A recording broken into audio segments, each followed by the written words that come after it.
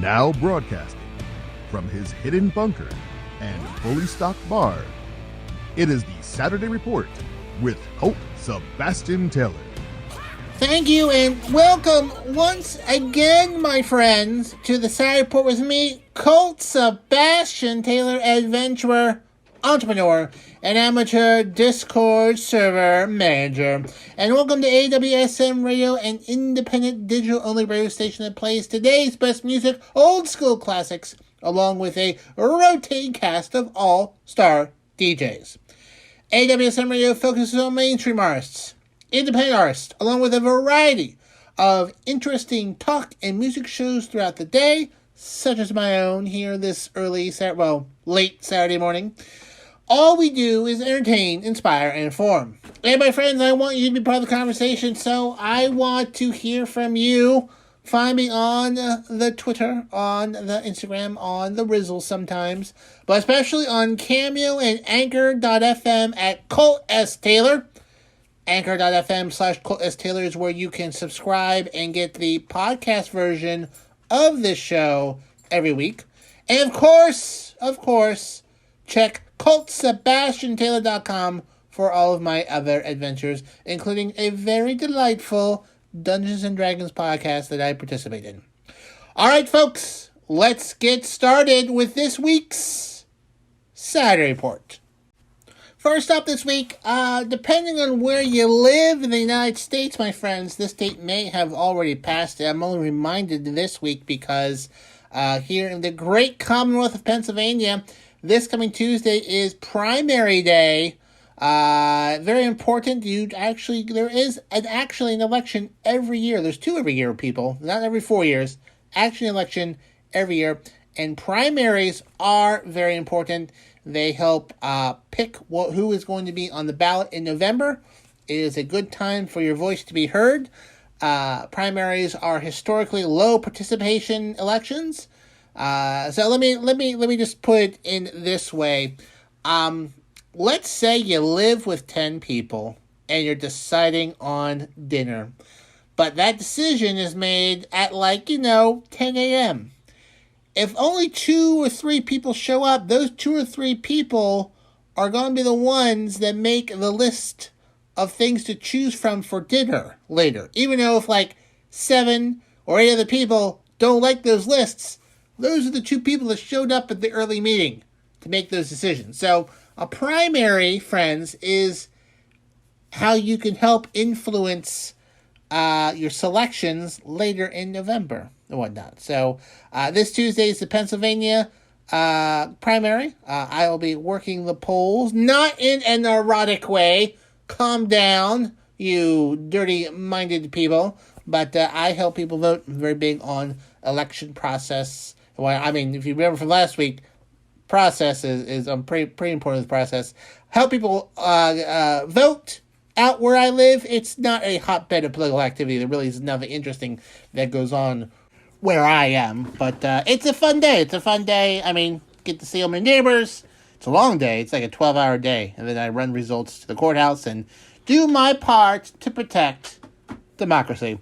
Also, it's why I have little patience for folks saying that the voting process in Pennsylvania was a fraud, because they have no idea what they're talking about, whatnot. Although overall, once again, I still, despite my participation in said democracy, I do not like the way we elect people overall. Maine and Alaska have ranked choice voting. I highly recommend that all states take a look at that. But the best election system that I have studied in my free time, because, I'm a nerd, is Ireland. Ireland is still the best overall election system. Each electoral district sends 5 to 6 people. So instead of one person with the largest mob, it's the people with the 5 largest mobs, whatnot. So, but anyways, that'll never happen here because the two-party system is entirely too ingrained in the power structure of society. Hey. But if you have a primary coming up, and they're all coming up real soon, be sure to vote, be sure to participate, and of course, vote in November. Every election is important every year. sometimes the ones on the odd years have more impact on your day-to-day life than ones on the even years. So just my little PSA for you. Little PSA for you there, friends. Moving along with a story I talked about last week, Elon Musk, real-life Bond villain, and also the owner of Tesla and I think SpaceX, billionaires in their space stuff, said that, as you may know, he is buying Twitter. He is buying all of Twitter. He's buying Twitter for $44 billion, with a B, $billion. Obviously, those on the right are ecstatic, because he said he would give Donald Trump his Twitter account back. Although Donald Trump says he's not going back to Twitter. He's staying with his even better social media channel called Truth Social. But everyone is very happy about this because Elon Musk is going to make sure conservatives are not censored on Twitter. Not censored. Which to them is when no one wants to hear them, their BS, they make sure they just kind of mute them out. And the algorithm says, oh, this guy is not very popular with anyone. Let's dial him down a bit. So that's what happens. But anyways, he's buying Twitter. Well, he should be buying Twitter. He is putting a hold on his deal to buy Twitter. To quote him, Twitter deal temporarily on hold pending details supporting calculation that fake/spam accounts do indeed represent less than 5% of users. So he's buying Twitter, and according to Twitter's internal numbers, there are some fake accounts on there, some spam accounts, but they represent less than 5% of their total users. But the study they used to come up with that number isn't exactly scientific. There could actually be a whole lot more, and some people feel like there are a whole lot more. They occasionally purge these fake accounts from time to time. And again, when that happens, there are some people on there that cry censorship because their followers decreased by 10 or 20,000. But it turns out a lot of those people are followed by fake accounts. So Elon Musk wants a more detailed study into the fake/spam accounts on Twitter. According to the quarterly financial report of Twitter, which was released 3 weeks ago, April 28th, said that Twitter estimated that fake or spam accounts made up fewer than 5% of the platform's active users during the first 3 months of the year. Twitter noted that estimates were based on a review of sample accounts and believed the numbers to be reasonable. So, Elon Musk wants to wait. He wants to wait. And this happened on Friday the 13th, this whole pause. And according to one analyst, Dan Ives of Wedbush Securities, Musk has turned, quote, this Twitter circus show into a Friday the 13th horror show. If the deal does not go through, Elon Musk would have to pay Twitter $1 billion to back out of the deal. So according to Ives, who is an analyst, he feels that, quote, the street will view this as the deal, 1, likely falling apart, 2, Musk negotiating for a lower deal price, or 3, Musk simply walking away from the deal and a $1 billion breakup fee. Many will view this as Musk using Twitter filing/spam accounts as a way to get out of the deal in a vastly changing market. Because since he agreed to this deal 3 weeks ago, Twitter stock has gone down quite a bit. The $44 billion he wanted to buy it for, it's now really overpaying for the price of the stock. And he's already made an agreement, so that's the agreement. So they may think he's trying to lower his bid. And if Twitter says, nope, this was that we agreed on, he'll back out and still have to pay them $1 billion. Now, he has said he's still committed to the deal. So, Twitter stock dropped 20% when this happened on Friday. It's back up. Musk is going to pay $54.20 a share. Okay? That's how much how he wants to pay for the share. And Twitter has never approached that price ever. It's never been worth that much, and it has been around $50 for the last few weeks. But right now, it has gone down to about $40. So it has lost about 20% of its value. Now, who said that if Elon Musk were to buy this Twitter and say he would bring Donald Trump back and quote unquote give people their accounts back?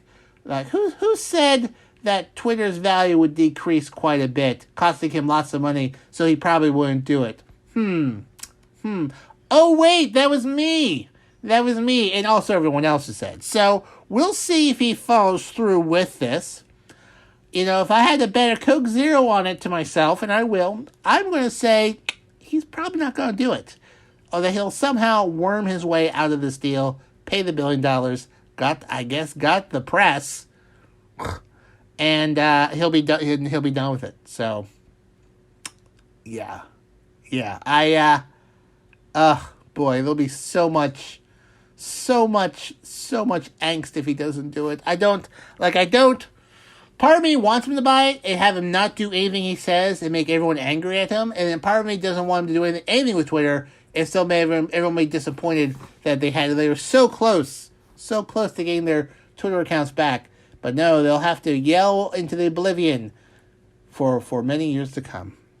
So I will keep tabs on that to see if the Bond villain gets Twitter. We'll find out. Moving along, friends, to the world of comedy. As I had mentioned in a previous episode, the great Norm Macdonald passed away in the last year, whatnot. Great comedian, fantastic comedian. Shockingly that he passed away. He passed away at the age of 61. He had been battling cancer since 2012, which a lot of people were not aware of. Well, he apparently has one final stand-up special for the public. He apparently recorded it himself in his living room in a single 1 hour take in 2020. He was about to go through a procedure, and it looked like he may not be able to make it in 2020. But so he recorded this, had the procedure. He was okay. Eventually, though, he did get sick later and passed away. But he had this hour-long special that he recorded in his living room during the 2020 pandemic. And his team and his management have decided to release this on Netflix on May 30th, his last stand-up special, which is, I'm going to watch it. I mean, big fan of Norm Macdonald. I think he was a brilliant comedian.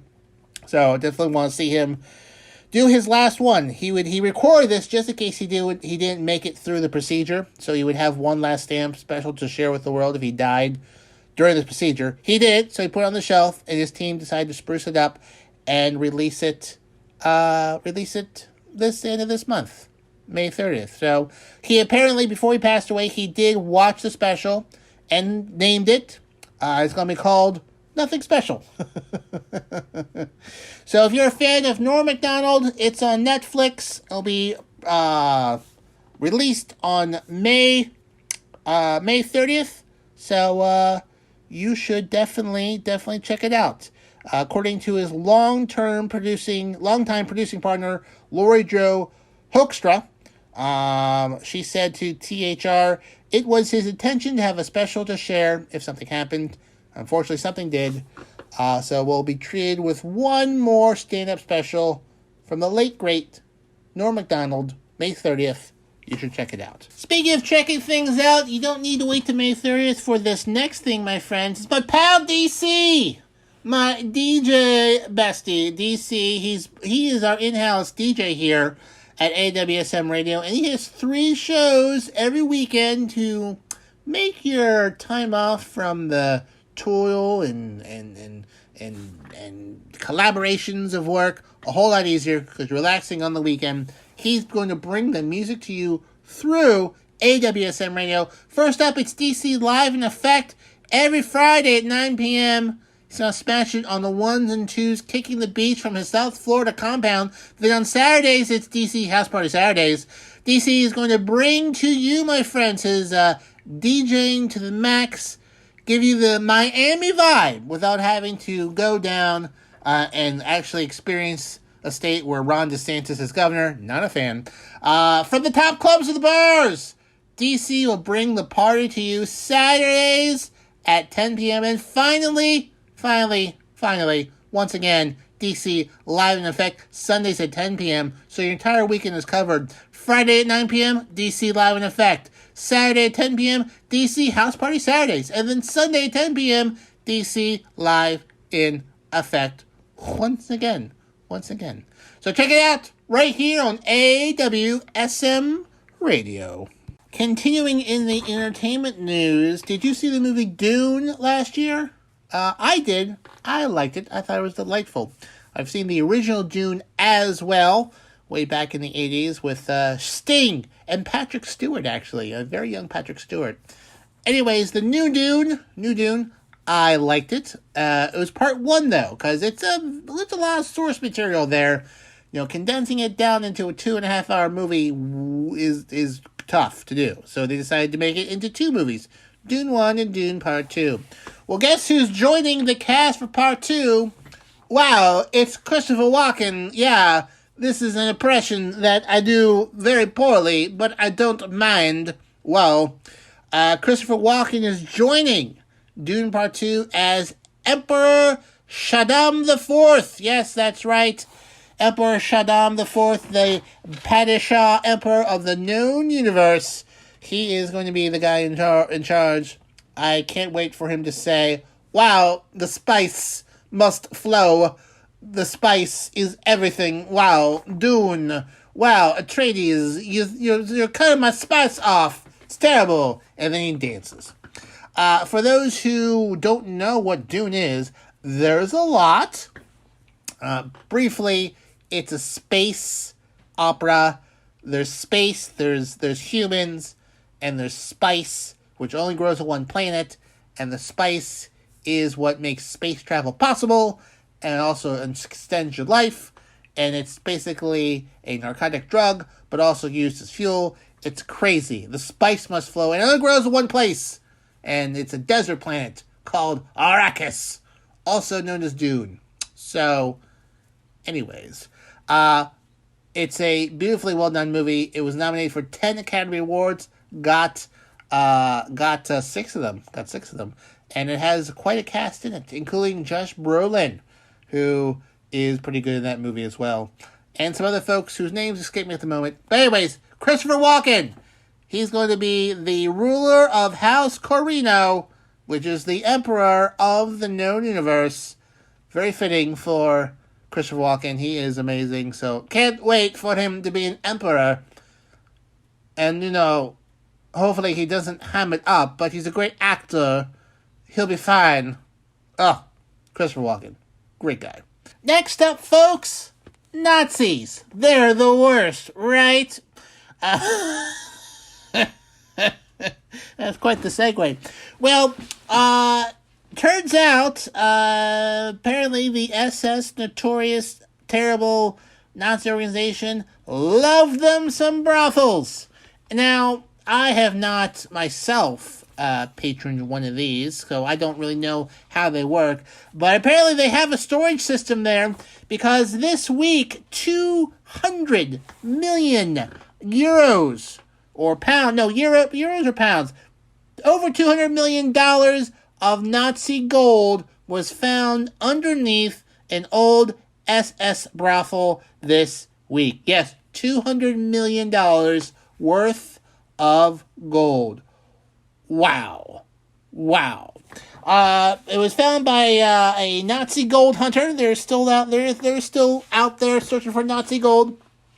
Roman Fermaniuk used geo-radar scanning the ground looking for looking for the stash underneath a 19th century palace near Warklaw, Poland, which had long been rumored to be used as a brothel by Nazi officers during World War II. Gold is obviously a metal, and it has a different density than the earth around it, so searching the ground and looking for weird blips on a ground-penetrating radar, you can see if there's something under there that is different from the rest. So the treasure hunter had information and a map from an old SS diary from an officer named von Stein. von Stein. And was able to locate it after all these years. It is thought to have been stolen on the orders of Hitler's SS leader Heinrich Himmler towards the end of World War II in order to maintain his grip on Europe. The treasure hunter said, metal has a very different density in Earth, and this is shown as a darker color. This deposit was hidden by an SS officer named von Stein. The SS planned to use it to reestablish agriculture in Ukraine to feed the new Third Reich. So I don't know what the rules are about Nazi gold. I'm sure this guy gets a finder's fee of some sort, but it kind of all depends on how this gold is labeled. I mean, some gold they stole during World War II were from other banks and have like little stamps on them. You know, the First Bank of Warsaw, or, you know, the Vienna Savings and Loans. And so it'll be relatively easy to track that down of where this gold belonged to and whatnot. So, you know, if someone had a gold bar stolen from them in the 1930s or 40s, they will track down those descendants and get that money and that gold back to them if they can find them. But in some cases, they may not know where the gold came from. In many cases, they stole jewelry from people that they invaded or sent to various camps. They stole jewelry and all sorts of gold, melted that down, and just made big gold blocks of stolen jewelry and whatnot.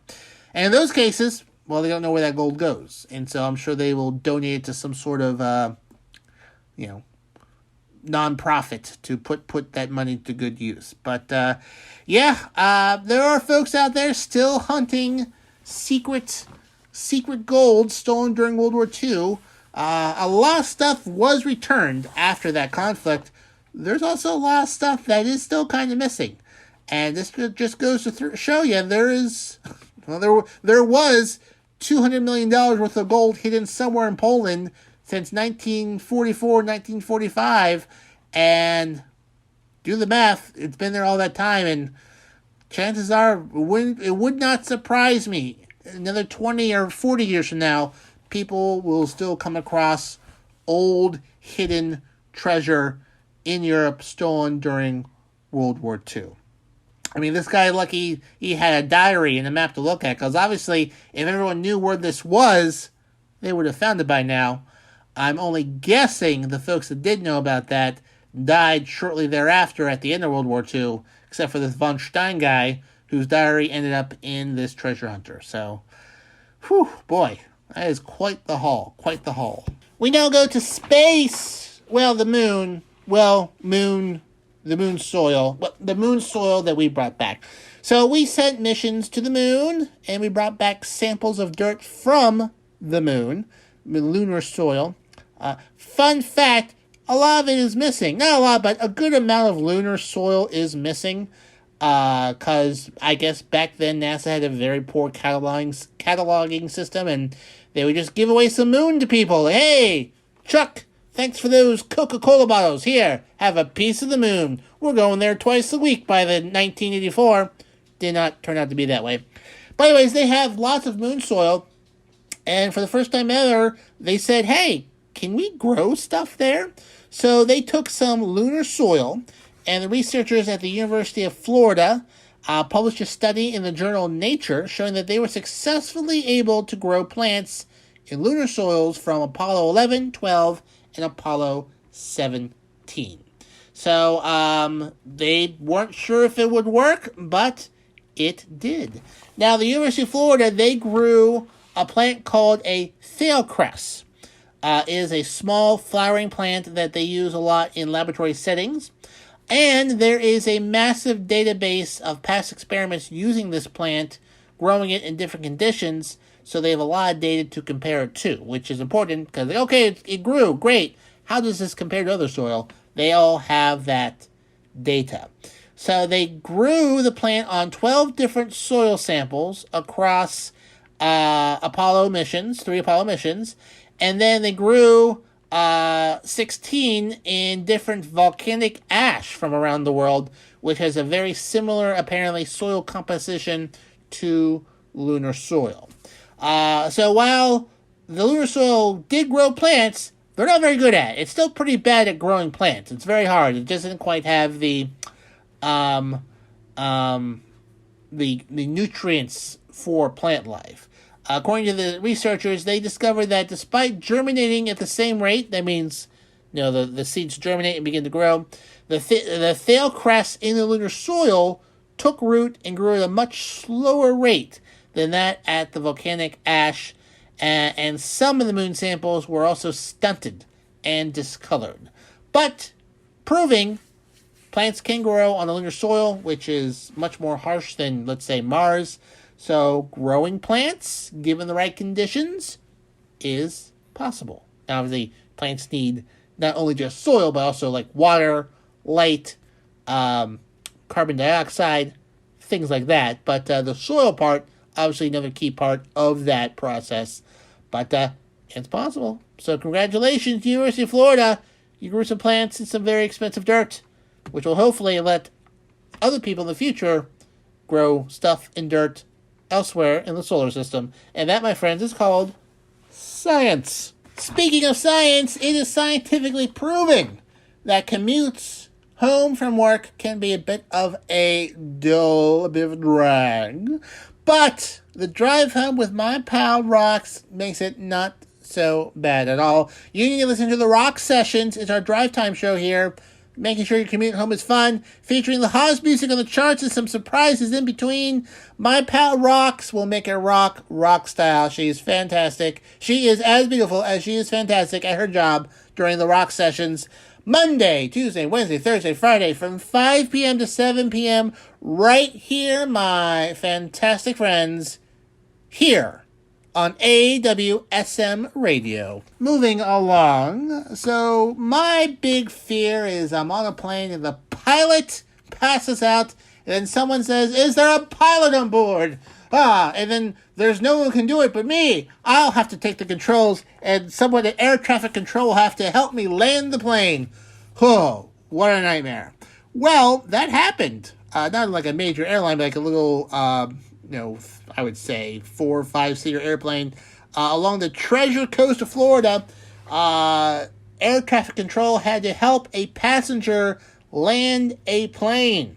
According to recordings that were released, the passenger who has not been identified, at least in this article that I have here, said, "I've got a serious situation here. My pilot has gone incoherent, and I have no idea how to fly a plane."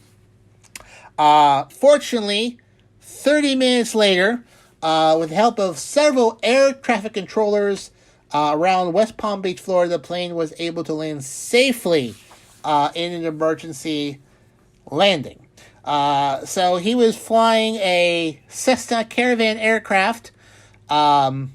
He had some familiarity with it, but was not a pilot, has no idea what was going on. But fortunately, he had some experience with aviation, so they could talk him through it. But apparently, according to the flight logs, about 70 miles before they're supposed to land, the plane began deviating from its steady altitude and speed, started making a hard left, flying parallel to the Florida coast, and then the lift came back to about 9,000 feet. The passenger said, "I have no idea where I am. I see the coast of Florida in front of me. I have no idea. And the air controller said, try to hold the wings level and see if you can start descending for me. Push forward the controls, descend at a very slow rate. Just try following the coast north or south. We are trying to locate you. Well, fortunately, they were able to get him, go to an airport. They went to a major airport. They stopped all the planes. They figured if they could give him the biggest runway they could find, they would have an easier time landing. And, he was able to land the plane. But he didn't know how to turn off the plane. They had to help him find to turn off the plane so the propeller would finally stop. It was a bumpy landing. But he was able to do it. They even had video of him landing successfully. It was quite the emergency. So, happy story. Apparently this guy has a pregnant wife at home too. So, happy story. I think the pilot just had an episode. I'm not I'm not aware that anything happened to him, but yeah, he had some sort of medical emergency. Everyone got there alive. Whew. Good thing. But oh boy, Florida coast, that's a good thing he didn't go out to sea. That would have been bad news. Bad news, my friends. Bad news. But he is safe and home. Successful landing. Speaking of flying, we now go to the United Kingdom where the Royal Mail is using drones over the next 3 years to make regular deliveries to remote communities along islands and whatnot of the United Kingdom. These are sort of two-propeller unmanned drones that can carry up to about 100 kilograms of mail, which, if I remember my math from elementary school, that's 100 dictionaries. That was the ratio that was given to me, and I've never bothered to learn anything else. But they can carry 100 kilograms worth of mail and take 2 return flights a day. The northernmost inhabited island is the Shetland Islands of the United Kingdom. It's a 50-mile flight each way. So instead of having someone have to do that themselves, which would be very expensive, this drone is much cheaper. Also has a less carbon footprint. It can get there twice a day. It lands. Someone from the Royal Mail comes, opens up the drone, takes the mail out, closes it up, and then controllers can have it take it off again. And then its autopilot system will fly it back to its home airport. They'll take over again, and then it will land once again. Now, these drones aren't like helicopter drones, or like Amazon wants to drop packages off at houses. This is basically running mail from point A to point B across rural areas. Instead of like having it sent by plane, take it to a post office, it's a drone plane that takes it from point A to point B as well. They're hoping to set up over 200. Actually, they hope to have over 500 drones in the next 3 to 5 years, delivering mail to places that are difficult to get to, hoping to reduce cost, have more reliable mail service, as well as reduce carbon emissions. So unlike the United States, the United Kingdom does have a lot of rural communities, a lot of island communities that it can be difficult to get packages and mail service there. And they feel these drones will help connect these people to the world better. Now you just can't get everything through the internet. You can order stuff on Amazon through the internet. It still needs to get to you. But I'd be interested to see how this works out. I mean, obviously where I live, very connected to the mainland here, but the Amazon drone copters would be more likely here than them sending mail by drone. In fact, mail service here is much slower than it was 3 years ago. Don't get me started. But anyways, drone Royal Airmail, look for it, especially living on an island in the United Kingdom, because that might be how you get your mail soon. So this very neat thing that they're doing there. So hopefully it's very successful and expands.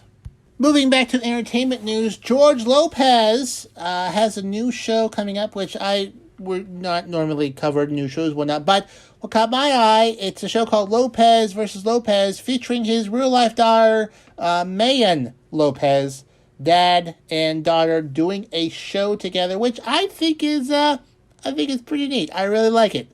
I like that idea. It's a working-class comedy, apparently, featuring George Lopez and his real-life daughter, Mayan Lopez. according to an NBC press release. No premiere date has been set yet, but the network has picked up the comedy from Universal Television into a series, so it will air on NBC and then on Peacock the next day.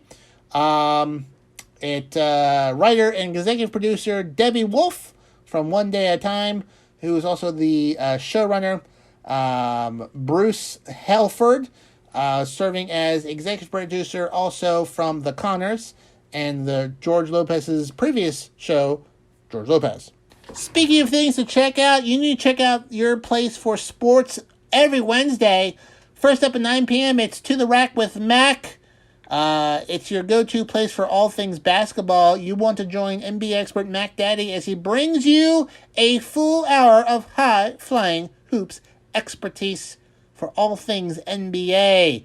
Tune into To the Rack with Mac Wednesday nights at 9 p.m. Then stick around because at 10 p.m. it's What's Going On. It is our Fox Sports affiliate show, providing listeners with over 150 years of combined sports knowledge.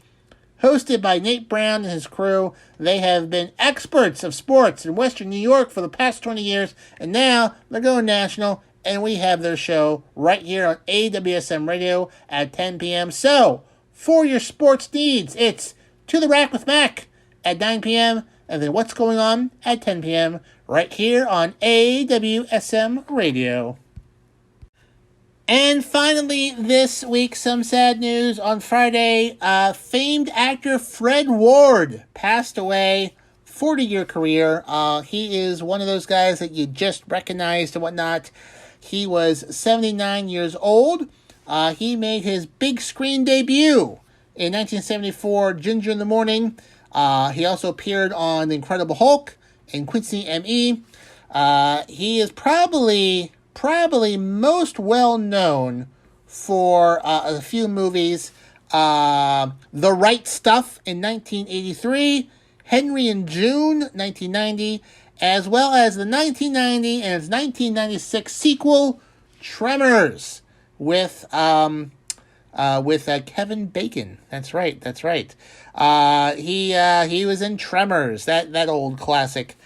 His last on-screen appearance was in 2015's True Detective as Eddie Velcororo.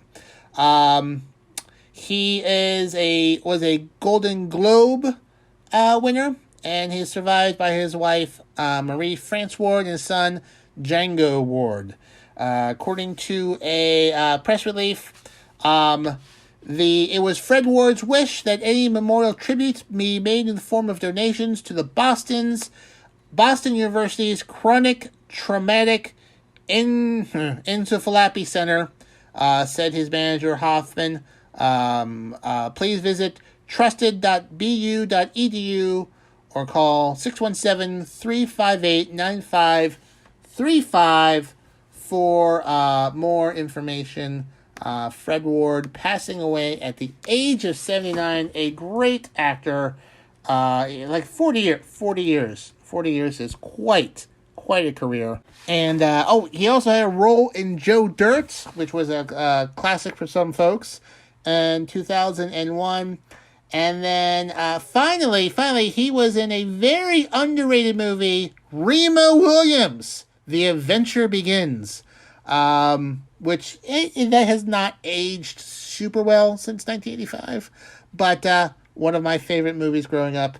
Big fight scene of the Statue of Liberty, which, I mean, it's crazy. But anyways, Fred Ward, great actor, passed away. Rent Tremors this weekend, and check out a classic that's over 30 years old with him and a very young Kevin Bacon.